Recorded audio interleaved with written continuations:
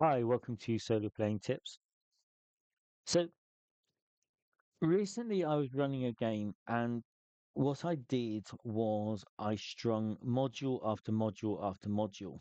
I kind of changed places, locations, NPCs, but I kind of tried to, know, go from one written module to another one to another one. And I was mostly game master playing virtual characters rather than playing the character and emulating the game master. But that's not particularly relevant. It's just the fact that all of the adventures the characters were having were based on modules. And there's a particular flavor to that kind of module or that kind of game. It has locations, it has a path, it has a story. It often has stuff which must happen. It often has betrayals, and I find betrayals happen in modules far more often than they happen in my kind of normal, kind of on the fly, improvised games.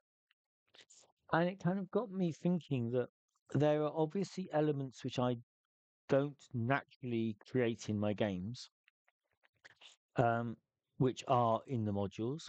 The other thing that I noticed in modules is the modules had, say, encounters which were kind of almost optimized for spellcasters, and then others which were optimized for fighters, and others which were optimized for ranged characters. And you know, when you're doing, if you were doing that with a solo character, if you had a solo, wizard, you might really, really struggle in an encounter which happens in the dark and it's a monster that comes up to you and gets you into melee straight away. You can't see the creature, and so you can't. Magic's most powerful at range. So that kind of encounter becomes really, really difficult for a solo character. Likewise, um, if the encounter happens at range, you can burn through spells really, really quickly. Whereas someone with a bow can have many, many arrows and can, keep up a fight for a very long time. So those kind of optimized encounters only happen in an adventure that's written by someone who doesn't know what the party makeup is. Whereas if you're creating your own encounters as you go, you're going to kind of optimize them to um, encounters that your character can survive.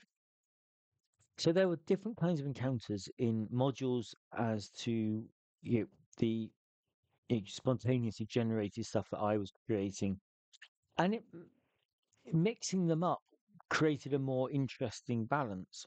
Whereas going from one to one to one with all the modules didn't. It did mix up encounters and it mixed up